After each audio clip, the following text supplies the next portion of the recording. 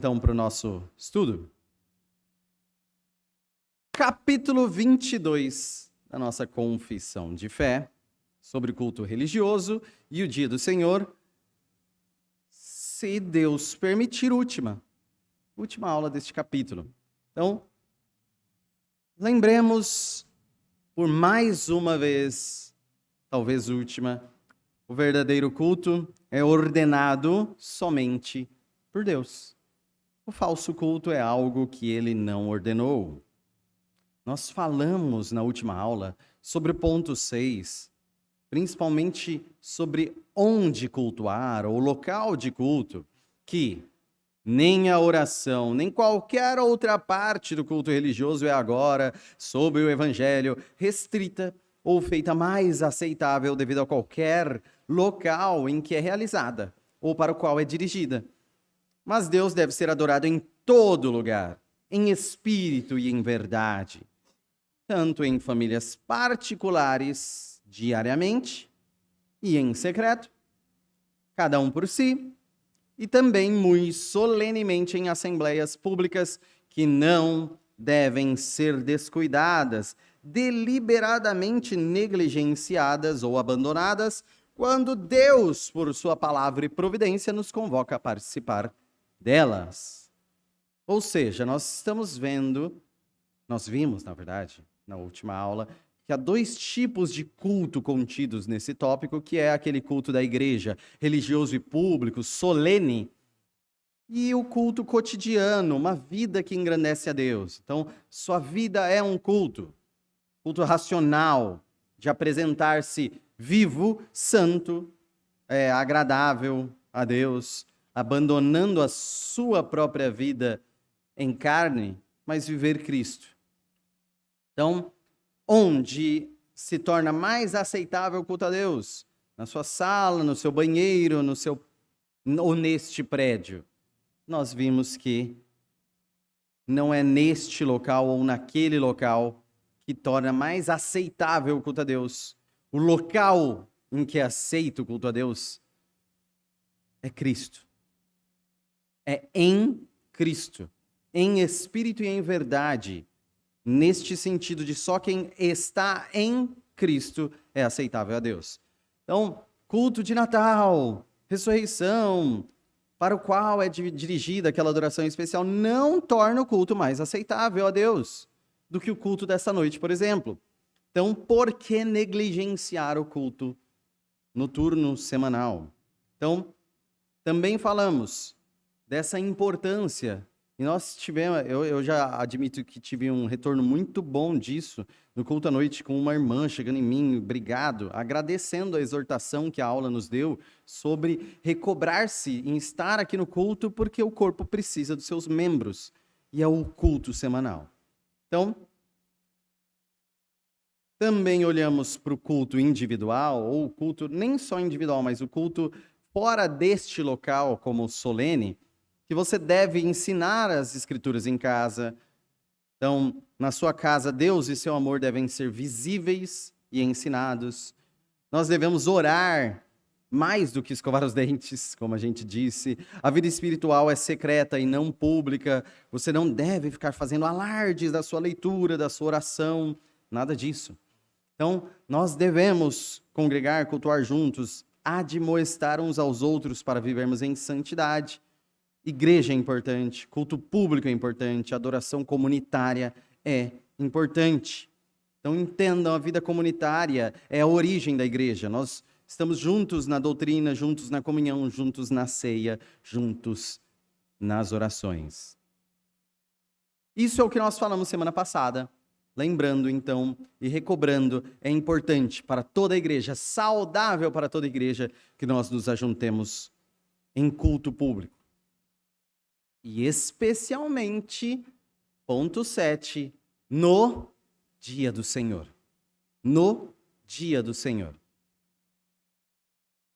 Ponto 7, então, 1 dessa aula diz: pelo desígnio de Deus, há uma lei da natureza que, em geral, uma proporção do tempo seja destinada ao culto a Deus. Dessa forma, em sua palavra, por um preceito positivo, moral e perpétuo, válido a todos os homens em todas as eras, Deus particularmente nomeou um dia em 7 para um descanso, para ser-lhe santificado, que desde o início do mundo até a ressurreição de Cristo foi o último dia da semana. E a partir da ressurreição de Cristo foi mudado para o primeiro dia da semana, o que é chamado de Dia do Senhor, e deve continuar até o fim do mundo como o Shabat cristão, sendo abolida a observação do último dia da semana. Bom, voltando então, depois da leitura na íntegra, para o primeiro termo, pelo desígnio de Deus, há uma lei da natureza. Então, não estamos falando que é algo apenas incutido na revelação, mas também na natureza. Também na natureza. Não só na natureza humana, mas na natureza em si, na ordem da criação, a necessidade de um tempo destinado ao culto de Deus. Necessidade de um tempo especialmente destinado ao culto de Deus. Isso não deve nos separar. Então, muita parte da minha vida é sem adoração e uma parte é com adoração. Não. Nossa vida é culto, a nossa vida é adoração. Porém, nós temos uma parte em especial dedicada a este fim. É a mesma coisa que eu chegar para vocês e falar assim: irmãos, a parte santificada do seu salário é apenas aquela contribuição que você coloca neste local. O resto você pode profanar à vontade. Não. Toda a sua renda deve ser santificada ao Senhor. Em especial, uma parte do qual você, com alegria, contribui, é tida especialmente dedicada ao Senhor. E toda a demais parte, sob as orientações de Deus, são também para a sua saúde espiritual. Também. Para adorar a Deus também. Ao pagar suas contas em dia, ao buscar uma saúde financeira, sustentar sua família, ao contribuir com o próximo. Várias formas que você pode cultuar a Deus com o demais do seu dinheiro. O demais dele. Então, quando nós falamos que existe uma lei da natureza, estamos falando que é a ordem criacional, ou seja, a organização da criação de Deus. Existe um tempo especial dentre outros tempos. E esse tempo em especial é chamado de descanso, é um tempo para culto, é um tempo para contemplação. Então, o homem em si, a natureza do homem, é um homem religioso, homo-religiosos, como diz, ou homo-litúrgicos.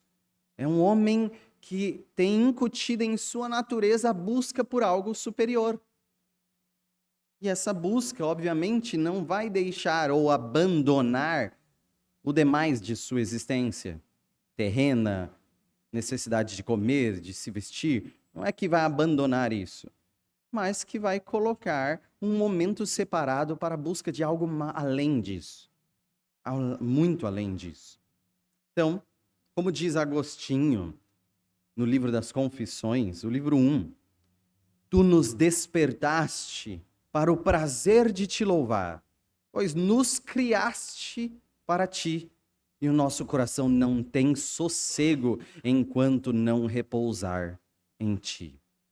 Nós fomos criados para repousar em Deus. E enquanto não repousarmos, não teremos esse sossego, não atingiremos o motivo da nossa existência, e isso há de nos perturbar. Isso há de nos incomodar. É como se muitos vivem com um espinho e isso incomoda, eles tentam sanar essa dor em várias outras adorações. Devotam-se a hobbies, a times de futebol, a adorar a si mesmo, ao dinheiro, a várias coisas, mas buscam algo para adorar porque eles têm esse incômodo de preciso adorar. O homem tem essa característica de precisar adorar e só vai encontrar descanso em Deus, repouso em Deus. Neste sentido, continuando a redação aí deste ponto 7, dessa forma, em sua palavra, por um preceito positivo, moral e perpétuo, válido a todos os homens em todas as eras, Deus particularmente nomeou um dia em 7 para um descanso, para ser-lhe santificado. Bom, então é pela palavra de Deus que nós vemos um preceito claro que é bom, um bom preceito. Ele é geral, não é só para Israel. É um preceito geral e eterno, preceito eterno do descanso. Então, esse preceito nos narra desde a criação que a cada 7 dias um é para descanso. Descanso, no sentido da palavra Shabat, como não trabalho, não preocupação terrena, mas santificação, centralidade em Deus, nesse sentido de santificação. Shabat, ele é para cessação. Nós podemos chamar de cessação. É um momento em que para. Então, nesse sentido, centraliza-se em Deus esse dia. Centraliza-se em Deus. E repito e repetirei sempre que eu tocar nesse tema santidade, porque aquela conferência fiel, na palavra de Joel Bick, grande pastor americano, e a Bíblia organizada por ele, de herança reformada, é maravilhosa. Ele fala sobre santidade, ele falou sobre esse atributo de Deus, santidade, e eu tive que sair de lá para ficar pensando, porque foi maravilhoso, maravilhoso. A santidade como a centralidade em Deus. Então Deus é santo porque ele perfeitamente centra-se em si mesmo. E nós somos chamados a centrar-nos em Deus também, chamados à santidade. Alheios de Deus pelo pecado, mas recentralizados em Deus, transformados por sua santidade. Isso é maravilhoso demais. Não vou entrar nesse tema neste momento, mas o domingo é para entrar neste tema de recentralizar-se em Deus, ou seja, é santificado. É santificado. Bom, então, Êxodo 28 é o versículo sugerido, mas como eu não quero ficar no 8, mas ler todo o trecho do Shabat,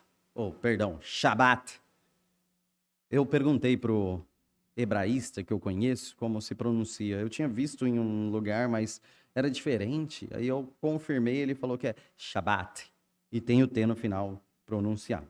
Bom, Êxodo 20, de 8 a 11, então. Êxodo 20, de 8 a 11 diz: lembra-te do dia do Shabat, para o santificar.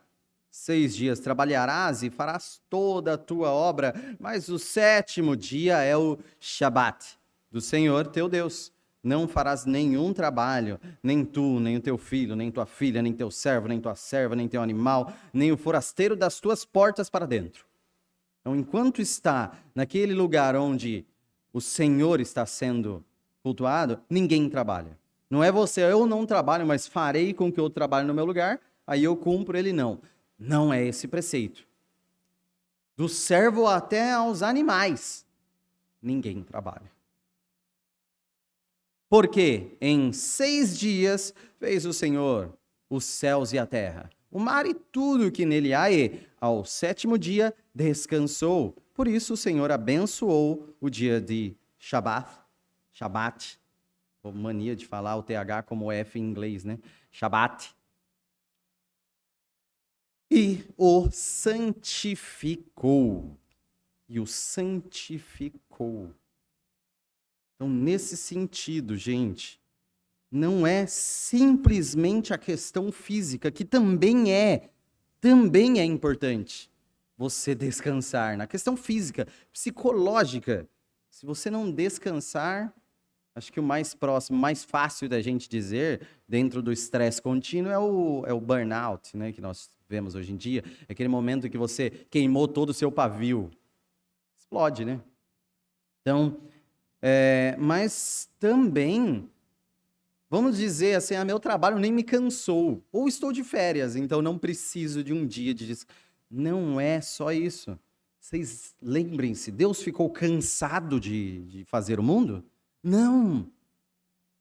A cessação não é em si finalizada na questão do descanso físico. Isso é um benefício. É na contemplação da obra de Deus. É na contemplação da obra de Deus, e Deus mesmo contemplou a sua obra. Então, ele santificou, ou seja, contemplou e refletiu sobre a sua glória.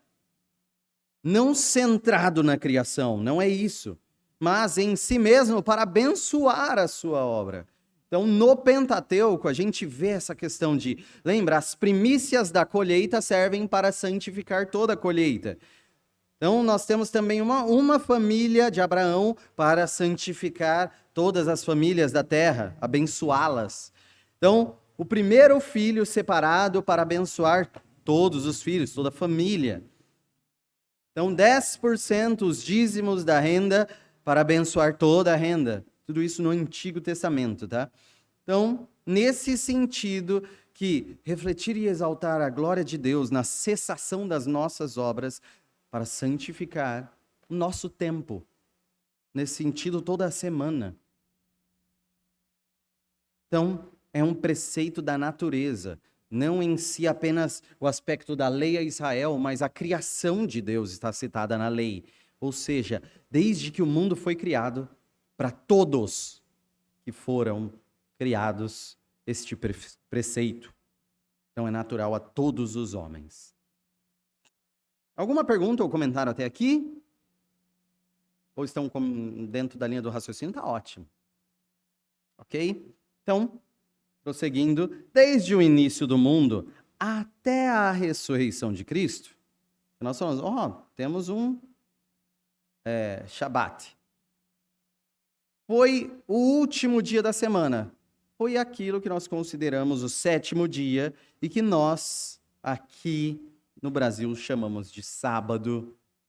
Em outras línguas vão chamar de outros idiomas que não têm muito vínculo com o cristianismo, na origem desse nome, vão ter outros nomes que não têm nada a ver com sábado e não parece vindos do Shabat. Então, este sétimo dia, sim, é refletido como até a ressurreição de Cristo, esse dia dedicado para esse descanso. Mas a partir da ressurreição de Cristo, foi mudado para o primeiro dia da semana, o que é chamado de Dia do Senhor. E deve continuar até o fim do mundo como o Shabat cristão, sendo abolida a observação do último dia da semana. Então a gente não pode confundir esse conceito de Shabat, que sequer tem apenas a ver com o sétimo dia da semana. Ele nos 10 mandamentos tem, só que não tem só 10 mandamentos, toda a lei.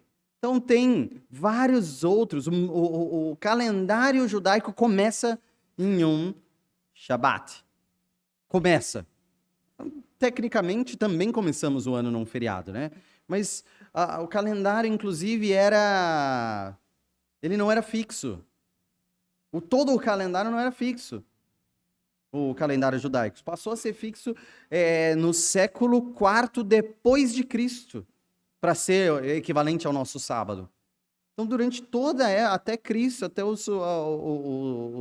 a era apostólica, sequer os judeus tinham um dia fixo que seria compatível ao nosso sábado. Então, confundir isso com o nosso sábado é um erro interpretativo desde sempre, tá? Então, mas existia esse preceito, então, do sétimo dia, das obras cessadas, como ordem da criação. Mas teologicamente também sabemos que a criação foi corrompida pelo pecado e uma nova criação é feita em Cristo. Então, esse preceito do descanso, da cessação, não poderia encontrar outro motivo de descansar a não ser na ressurreição de Cristo.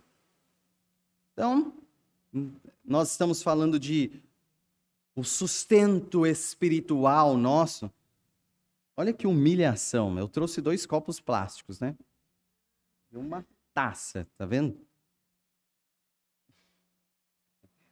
Tá vendo? É partidarismo, né?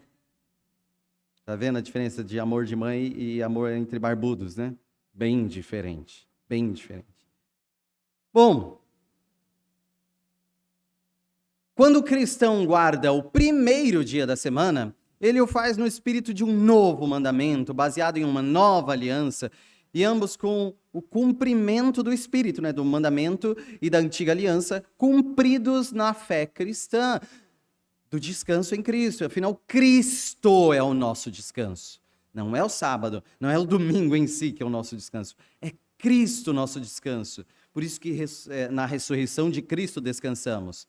Nós não descansamos na morte de Cristo, ou seja, no 6º dia da semana.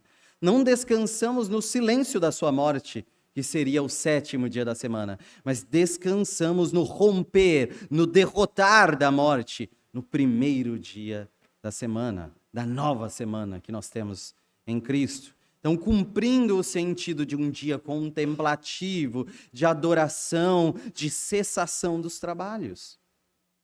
Então, alguém leia em alto e bom som, 1 Coríntios 16, 1 e 2.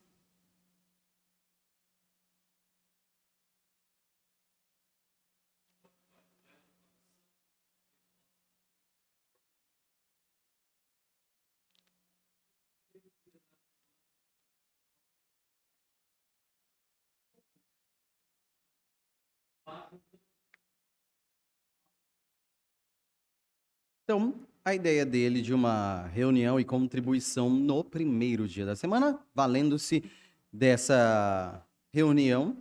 E eu acho muito interessante, apesar de isso demandar um pouco mais de estudo grego, mas aqui é traduzido, por exemplo, para o português, no primeiro dia da semana. Se a gente for para o grego, é no primeiro sábado da semana. A palavra sabaton. Aí já não tem o sa lido com chá, que nem o hebraico. E é sabaton. Da onde veio, sim, a origem da nossa palavra sábado, tá? Mas o primeiro sábado da semana, se traduzissem assim. Primeiro sábado da semana. Então, primeiro sábado, na verdade. Primeiro dos sábados. Está se referindo ao primeiro dia da semana. Então, essa palavra que, para o grego, agora o Novo Testamento em grego, significa descanso, cessação. Primeiro dia da semana é um Shabat também, o Sabaton. Sabaton, sei lá, os gregos e hebraicos devem ouvir isso e dar um arrepio de quanto eu estou pronunciando errado, mas segundo o termo em grego, primeiro dia é um descanso.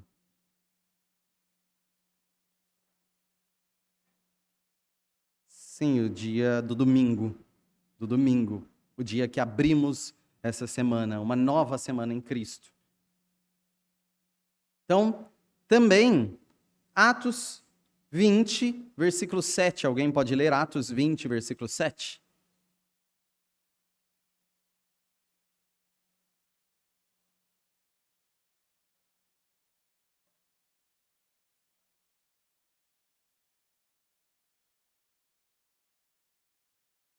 Então, foi no primeiro sábado, no primeiro descanso da semana, que eles se reuniam.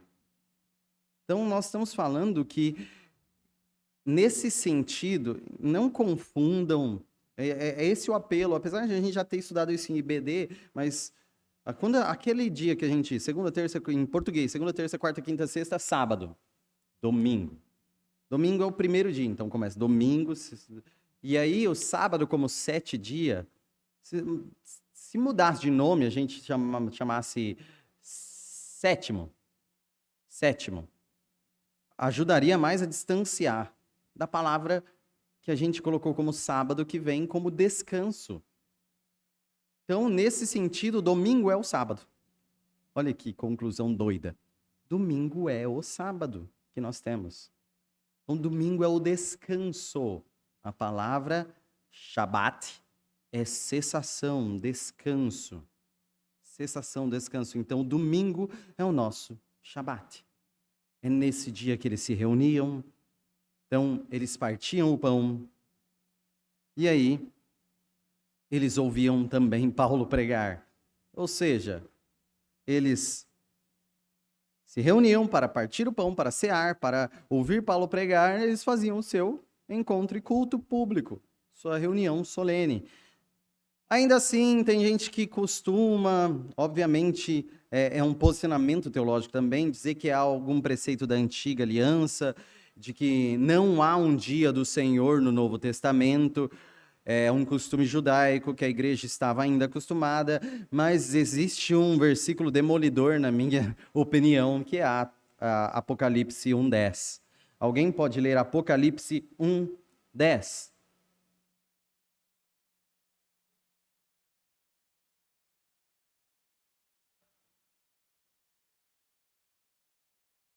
Então, no dia do Senhor.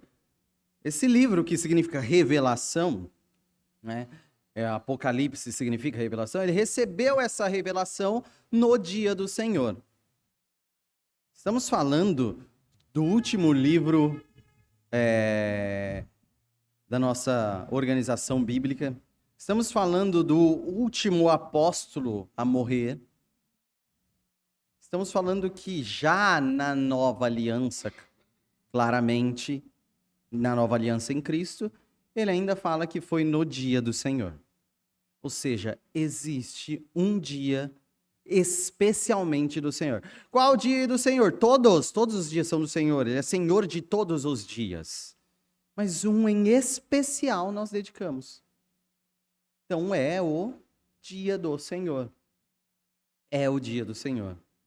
Então nós precisamos entender esse dia do Senhor.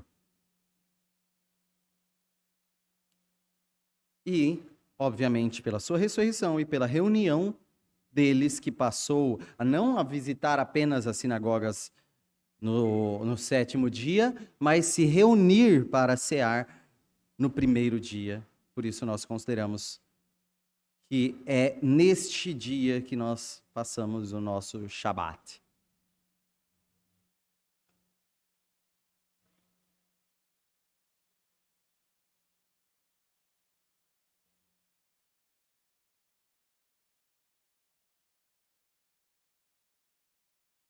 Essa eu nunca ouvi.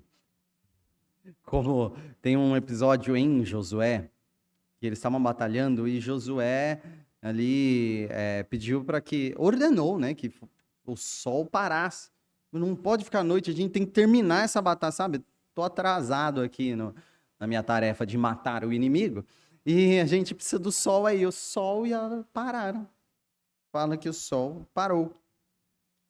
E então continuou, se estendeu esse dia até eles vencerem. Aí ele tá falando que tem uns que usam disso para falar, viu, aqui, sábado virou... Isso é tão doido que a gente precisa lembrar disso. Tem ano sabático, tem um ano inteiro que é do Shabat, que era para a terra descansar. Então, para mostrar que o preceito não é só humano, tá? A terra descansava do trabalho humano. A terra continuava a produzir, tá? Mas espontaneamente. Existia outros, tem festa que é uma semana de Shabat. Shabat. Tem que ter o T, vai ser difícil colocar isso na minha cabeça. Então, do descanso, tem vários fora desse dia semanal que são descanso, pelas festas dos judeus em si. E era cada vez um dia, não era sempre o que, vamos considerar o 7º dia do calendário nosso. Mudava, é um dia em 7. Um dia em 7. Então, não comparem com um dia fixo da nossa semana, que é um erro de pressuposto e de estudo. Ergueram a mão lá em cima. Sim, é pela ressurreição. É no nosso descanso é porque nós descansamos pela ressurreição. Como eu disse, nós não descansamos nem na morte, nem no silêncio dessa morte no sábado, mas pelo romper da morte no domingo. Então, na vida de Cristo que nós descansamos. Então, entendam, o cumprimento do Shabat é Cristo. Tanto que Hebreus vai tratar o descanso como céus. O descanso é os céus, quando nós finalmente descansaremos das nossas obras. E onde nós estamos nos céus? Em Cristo. Então, Cristo é o nosso descanso. Então, nova criação em Cristo, a ressurreição de Cristo é o nosso descanso. Por isso, domingo. Jales também ergueu a mão?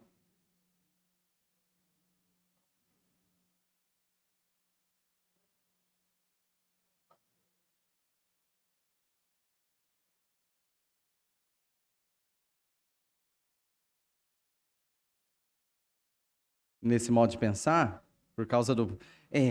Aí já entra outro preceito de pôr do sol, de nascer do sol, tanto que o judeu, o dia não muda na meia-noite, o dia muda no anoitecer. Então, anoiteceu já é outro dia. Então, vamos dizer, às 18 horas, abaixou o sol, já estamos no próximo dia. Hoje, anoiteceu, já é segunda. Não é na meia-noite que muda. Então, nesse preceito, dá mais confusão ainda.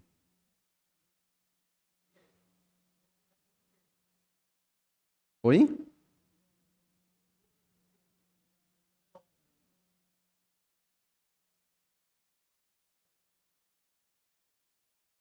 Sim.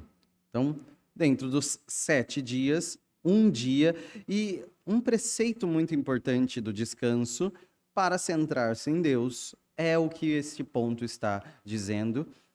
E é o primeiro dia da semana, é um ponto importante.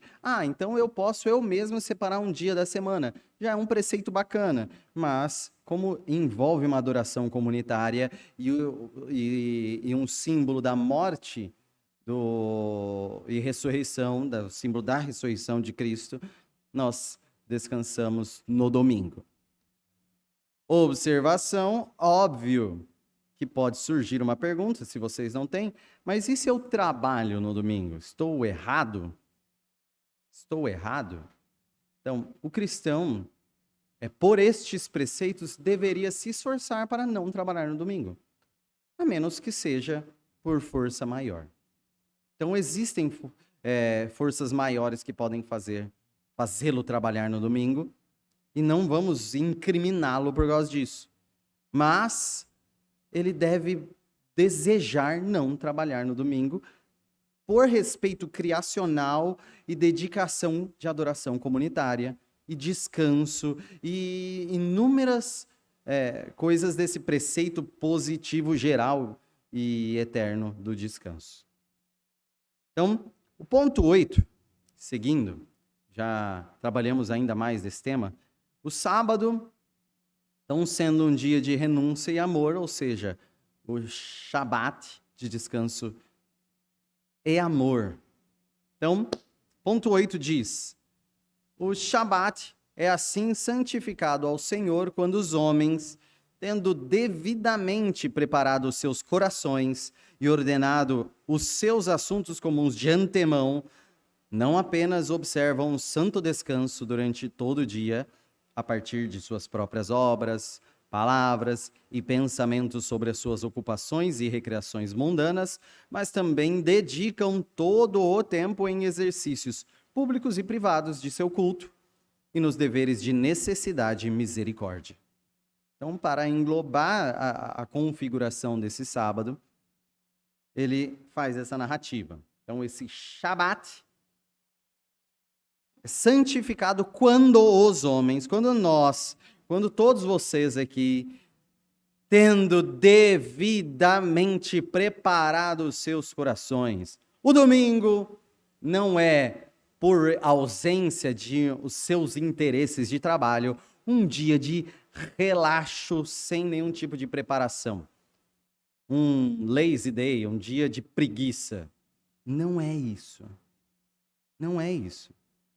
Então, você dedica, você prepara o seu coração e você faz isso ordenando os assuntos comuns de antemão. Ou seja, nós cultuamos com o coração preparado e com a nossa agenda organizada. Pois bem, então depende, a qualidade do nosso descanso depende da nossa agenda organizada. Então nós precisamos nos organizar para descansar. Incrível isso.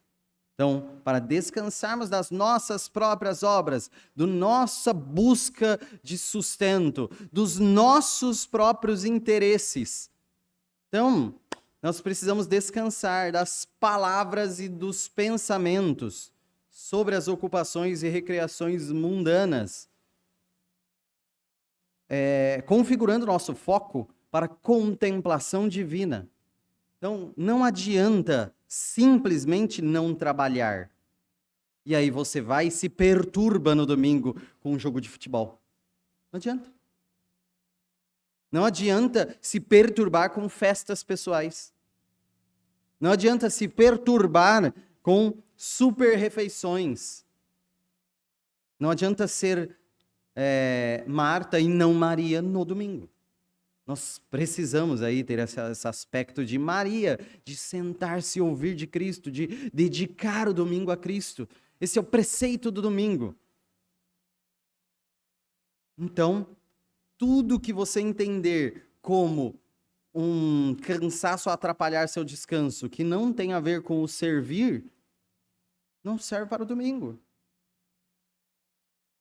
Então, vamos lá, Isaías 58, 13. Isaías 58, 13.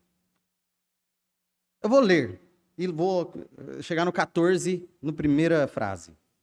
Se desviares o pé de profanar o sábado e de cuidar dos teus próprios interesses no meu santo dia, diz o Senhor, né?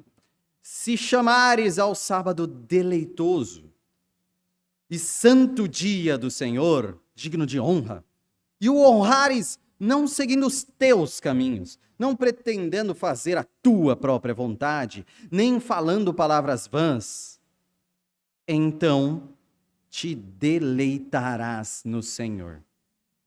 Então te deleitarás no Senhor.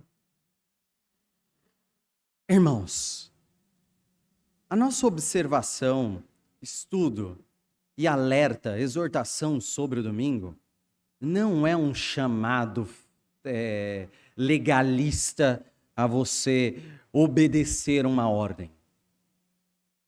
Não. Amar o dia da cessação. Amar abandonar os seus próprios interesses nesse dia. É um convite para você se deliciar em Deus. Se apreciar Deus. Sabe, saborear, se banquetear espiritualmente. Se não for para isso, é só um cumprimento vazio. Isso é o que está contido aqui em Isaías 58, 13, 14. Se você ignorar, vai ser difícil você se deliciar em Deus. Então, um caminho, Deus te deu um caminho, Ele criou esse caminho. Esqueça o seu trabalho. Esqueça a sua própria vontade. Centre-se em refletir, em centrar-se em Deus. Silencie-se. Sabe, um dia de silenciar-se. Então, pela terceira vez, cito, tem sido profeitoso nós respeitarmos no culto o silêncio. É um dos âmagos deste dia. Você se silenciar e contemplar a Deus. Cessar, sabe? Ouça a cessação. É difícil para alguns. Tem gente que ama tanto as suas próprias obras que fala, não, Eu quero fazer algo nesse momento. Eu vou orar aqui em voz alta enquanto... Eu vou tocar, eu vou andar aqui, eu vou cumprimentar os irmãos. Você não vai fazer nada. Cesse. De coração, cesse. Não é sobre você o silêncio. É sobre Deus. E você descansar, cessar, contemplar. E contemplando a Deus, se deliciar. Por isso que um dos preceitos que eu tenho visto no livro que a gente estudou e indicado é: não anuncie a leitura. Inicie o culto não com o anúncio da leitura. Vamos ler o Salmo. Não, inicie lendo o Salmo. Que o conteúdo das Escrituras rompa o silêncio. Que o ouvir a voz de Deus rompa o silêncio. Mas não tem jeito, a gente tenta falar boa noite antes. A gente tenta falar, não, a saudação é antes de começar o culto, já sauda, já faz aviso, já tudo. Silencia e a voz de Deus ressoe. Esse é um preceito dessa direção de culto. Mas a gente quer falar, não. Os irmãos vão acompanhar. Os irmãos vão acompanhar ouvindo. Ouvindo. Acredite. Pode fazer uma aposta comigo. Paulo nunca anunciou capítulo e versículo. Sabiam disso? Vários aqui dão risada, óbvio, né? Não existia essa separação. Nunca Jesus anunciou o capítulo e versículo. A gente está viciado nisso. É lógico que tem um preceito positivo aí também, né? Que os irmãos acompanhem, localizem-se. Mas naquele momento é só soar a voz de Deus. Então, quando você chega no domingo, aí esse é o momento da nossa exortação. Você fala, não, mas eu tenho coisas para terminar e que vai me prejudicar muito se eu não terminar hoje. Pague o preço por não terminar na semana. Esse é meu convite a você. Pague o preço. Experimenta isso. Confia. Sabe aquele momento em que você olha Mateus, no Sermão da Montanha, né? Mateus 6, e que se encerra no 36 gloriosamente, buscar primeiro o reino de Deus e a sua justiça, suas outras coisas serão acrescentadas. Arrisca. Arrisca. Arrisca. Chega lá e fala, não vou fazer mesmo. E aí você vai sofrer, óbvio. Não estou falando que tudo vai dar certo no outro dia. Não. Você vai tomar uma bronca por não ter terminado. E aí você vai mastigar essa bronca, reorganizar a sua semana e descansar no domingo. E descansar ao domingo. E aí o preceito do descanso humano vai ajudar na sua performance também.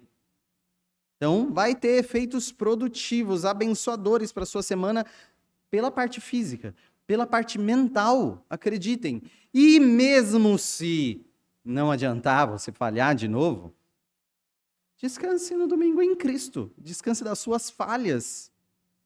Descanse da sua incapacidade no domingo. Para a saúde da sua semana. O descanso em Cristo é saúde eterna. Então tem um trecho grande de Neemias, tem um monte de bronca aqui ao povo, do 15 ao 22, mas nós não vamos ler, vocês ficam convidados a ler, que ele está puxando a orelha de todo mundo aqui, porque o pessoal queria vender, estava preocupado em vender, em arrumar a sua semana, aproveitar o domingo aqui e arrumar minha semana, vou vender, vou faturar, e ele sai dando bronca aqui, proíbe, e ele fala isso a Deus como testemunho. Eu zelei pelo teu dia. É um caso de sinceridade aí no zelo do descanso e no cessar dos interesses próprios. Mas a gente não aguenta. Nós somos escravos do ego e queremos servir a nós mesmos no dia do Senhor. Esse é um problema. Continuando a redaçãozinha aí. Mas também dedicam todo o tempo em exercícios públicos e privados de seu culto e nos deveres de necessidade e misericórdia. Então, tem preceitos aí que a gente precisa considerar ainda. Exercícios públicos e privados de culto e deveres de necessidade e misericórdia. Então, domingo, então, é culto público, mas também culto privado, vida devocional, meditação, descanso, tudo isso é para contemplar Deus. Você cultua não só solenemente com os irmãos, mas também no demais do domingo, até no seu descanso, ao meditar em Deus, ao observar o que você tem feito e clamar a Deus misericórdia pelo que você tem errado. Mas também, além disso, no trabalho. Em que sentido? Nos deveres de necessidade e misericórdia. Sim, amor ao próximo não é cuidar dos seus próprios interesses. Nesse sentido, não rompe a essência da cessação, mas cumpre a essência da cessação. E aí tem o texto de Mateus 12, de 1 a 13, para a gente mastigar finalmente, que é aquele dia onde os discípulos colhem espigas, e aí o pessoal acusa aí, ó, seus discípulos, para interesse próprio, né, de alimentação, colhem espigas para comer. E aí Jesus fala que Davi também usou o pão da propiciação para comer, que era exclusivamente do sacerdote, e ele diz que está lá o que é maior que o templo. E ele também cura faz a cura de quem? Deixa eu conferir aqui. Estendendo a mão e a mão ficou sã. Então o homem que tinha o problema na mão, né, mão mirrada que a gente chama, também curou no sábado e o pessoal ficou doido porque além disso ele estava curando no sábado. Então 2 preceitos aí nesse mesmo texto. Um, de necessidade.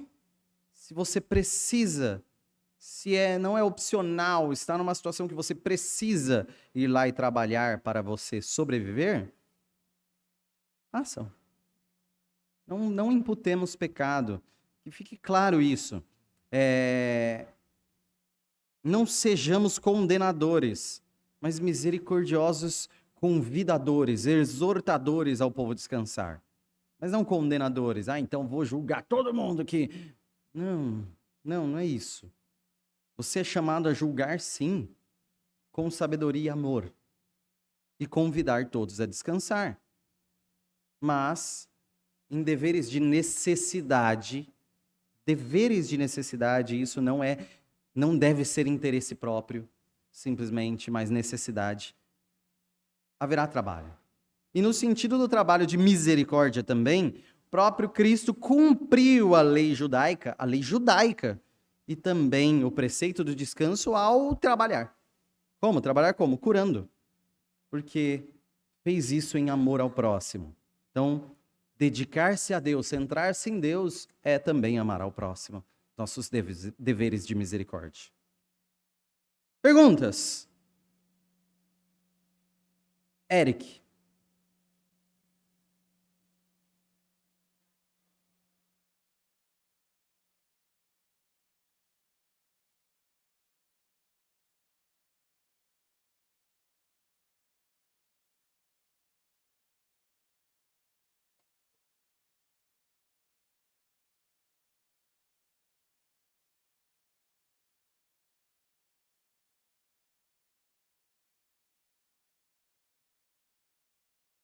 Limite do trabalho dentro do culto. Eu vou dizer que o limite é o coração. Então, ainda ou você serve ao culto e cultua a Deus, ou já não está sendo saudável. Então, se você serve aos irmãos, esse é o propósito do culto.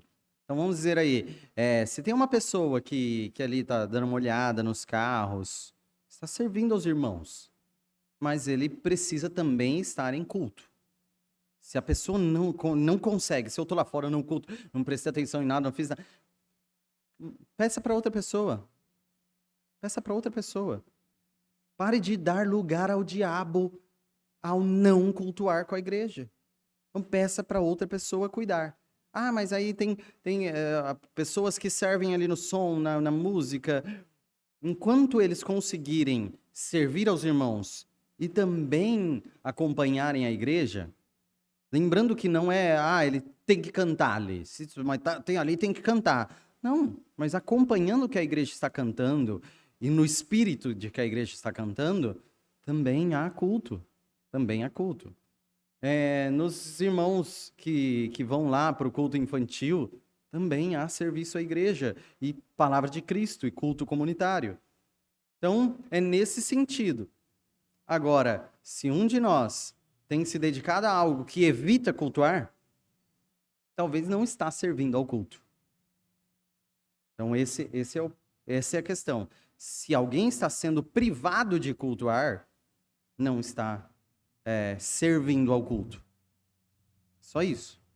Então, é melhor a igreja definir alguém não cristão, contratar para fazer esse trabalho. Inclusive, por exemplo, nessa questão de vigiar carros. A gente tem a experiência lá de Valparaíso, Santo André, que o pessoal viu que lá era muito maior, os carros ocupavam mais espaço e a criminalidade era muito mais presente. Era assim, roubo direto. Então tinha que contratar um vigilante. Por quê? Diáconos perderiam os cultos. Então teve algumas formas, um fone com o áudio do culto para a pessoa que estava lá fora. Inclusive teve guardinha que se converteu, né? Se eu não me engano, é isso mesmo ou estou... Não lembra? Então eu me engano. Mas, e teve gente contratada para servir aí. Por quê? Já que não é no culto, então vamos fazer nessa função. Então nós precisamos, por exemplo, que alguém prepare uma alimentação que nós vamos fazer durante o culto. Esse é um detalhe. É melhor contratar de fora se for para a pessoa não cultuar. Agora, se ela conseguir participar do culto, por exemplo, lá na cozinha, um preceito muito bom. Dá um jeito de colocar uma caixa de som. Para ouvirem. A gente discutiu muito isso aí na arrecadação dos dízimos, muitos anos atrás, mais de 10 talvez, anos atrás. Porque o pessoal saía e não ouvia nada. E passava boa parte do culto lá e depois voltava.